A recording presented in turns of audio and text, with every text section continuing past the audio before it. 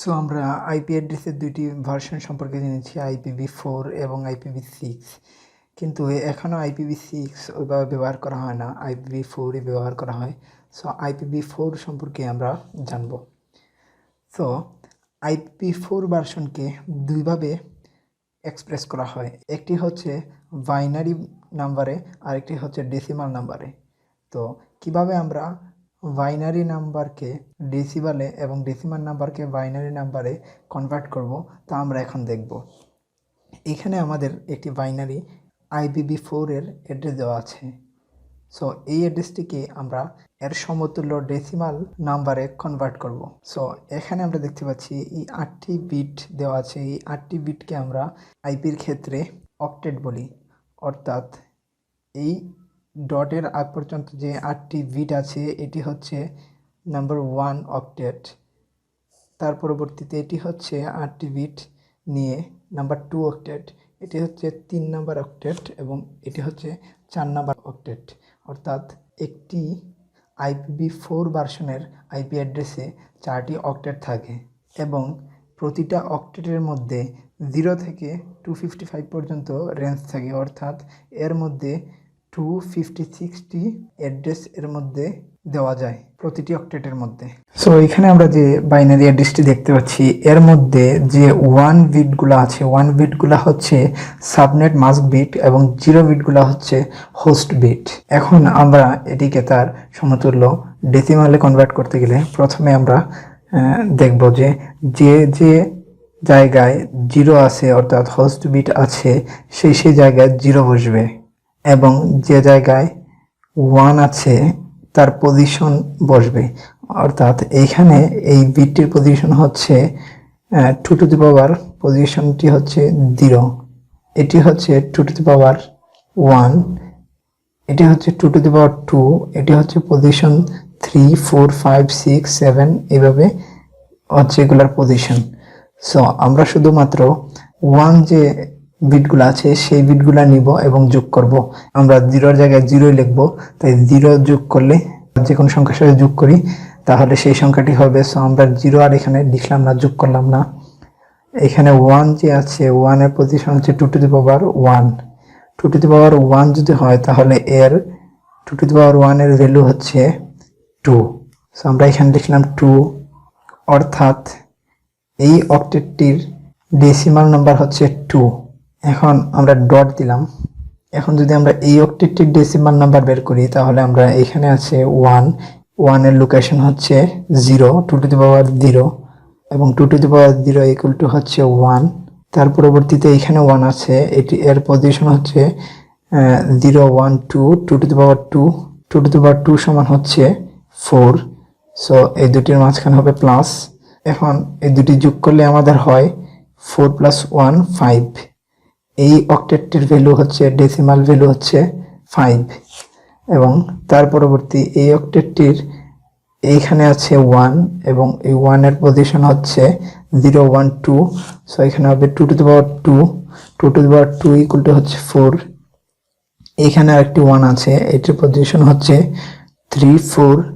এখন হবে 2 to the power 4 এবং 2 টু দি পাওয়ার 4 সমান হচ্ছে 16। সো এই দুটিকে যদি আমরা যোগ করি তাহলে হবে 20, অর্থাৎ এই অক্টেটটির ইকুইভ্যালেন্ট ডেসিমাল নাম্বার হচ্ছে 20। তার পরবর্তী যে অক্টেটটি আছে এই অক্টেটটির মধ্যে এখানে 1 আছে 2 নাম্বার পজিশনে, 0, 1, 2 2 number position, 2 to the power 2, 2 to the power 2 equal to হচ্ছে 4 এবং আরেকটি 1 আছে এখানে, এইটির পজিশন হচ্ছে 3, 4, 5, 2 টু দি পাওয়ার 5 এবং 2 to the power 5 equal to হচ্ছে 32। তার পরবর্তী আরেকটি 1, এটির পজিশন হচ্ছে 2 টু দি পাওয়ার 6 এবং 2 to the power 6 equal to হচ্ছে 64। এখন যদি আমরা এই সবগুলোকে যোগ করি তাহলে আমাদের দাঁড়ায় 100। এই অক্টেটটির ডেসিমাল নাম্বার হচ্ছে 100। সো আমাদের এই সম্পূর্ণ যে আইপি অ্যাড্রেসটি আছে এর সমতুল্য ডেসিমাল নাম্বার দাঁড়ায় 100 পয়েন্ট।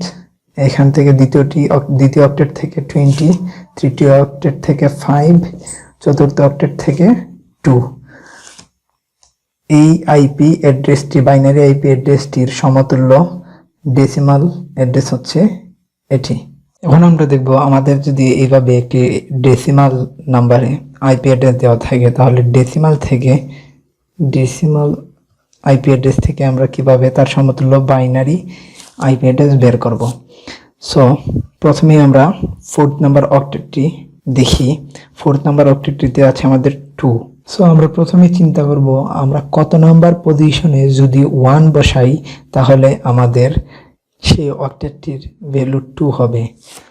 সো আমরা যদি আমাদের 4th অক্টেটের 1 নাম্বার পজিশনে 1 বসাই তাহলে আমাদের ভ্যালু হয় 2।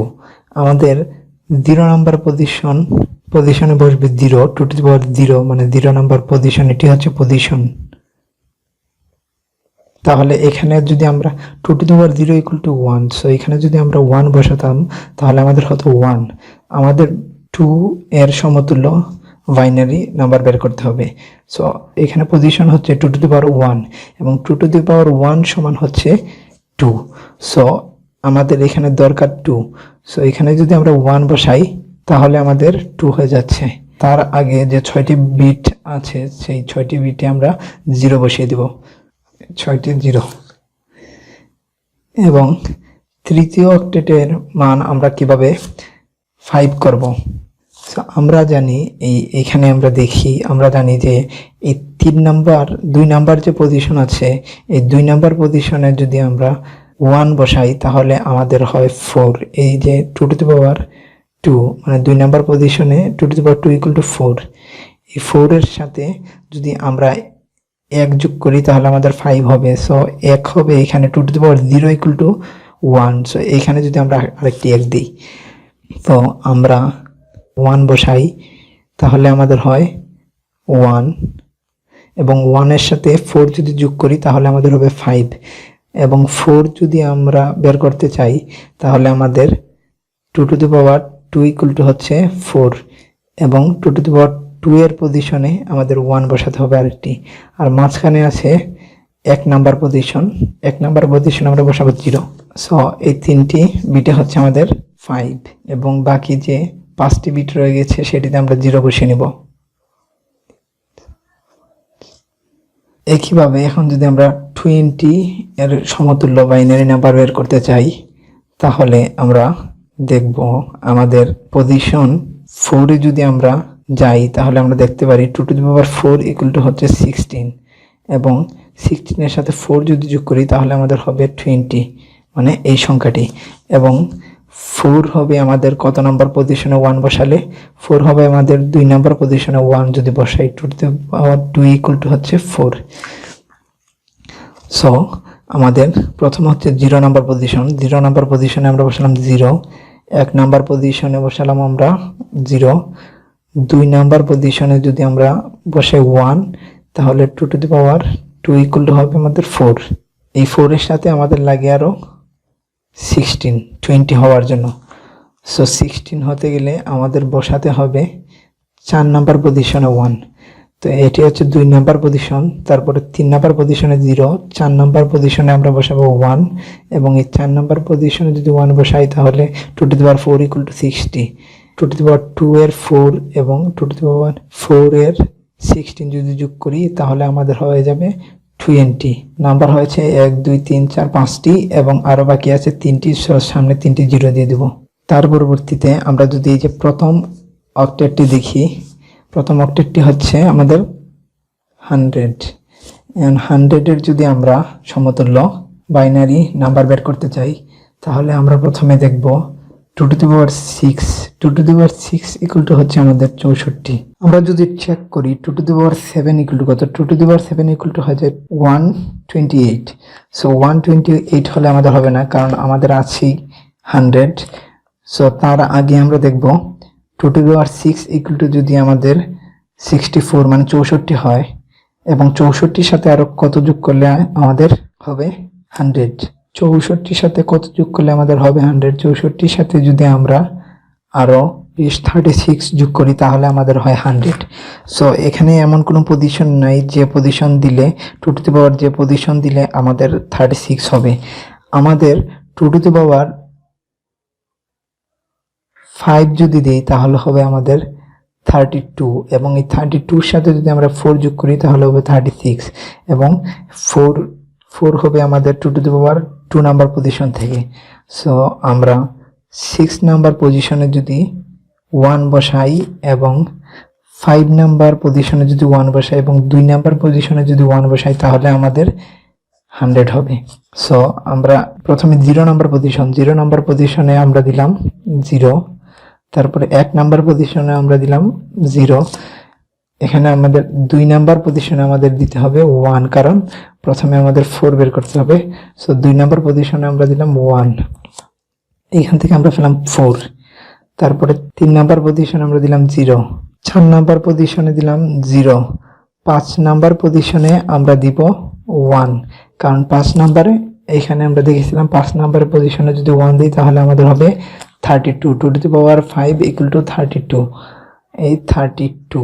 তারপরে হচ্ছে 6 number 2 to the power 6, 6 number পজিশনে যদি আমরা 1 দিই তাহলে আমাদের হবে 2 to the power 6 equal to 64। এখন যদি আমরা এই 64, 32 এবং এই 4 যোগ করি তাহলে আমাদের হয় 100। এখানে আমাদের হয়েছে কয়টি বিট? 7টি বিট, এবং আমাদের যেহেতু এক অক্টেটের মধ্যে 8টি বিট, তো তার আগে আমরা একটি 0 দিয়ে দিলাম। সো এই নাম্বারটি হচ্ছে আমাদের 100 এর সমতুল্য বাইনারি নাম্বার।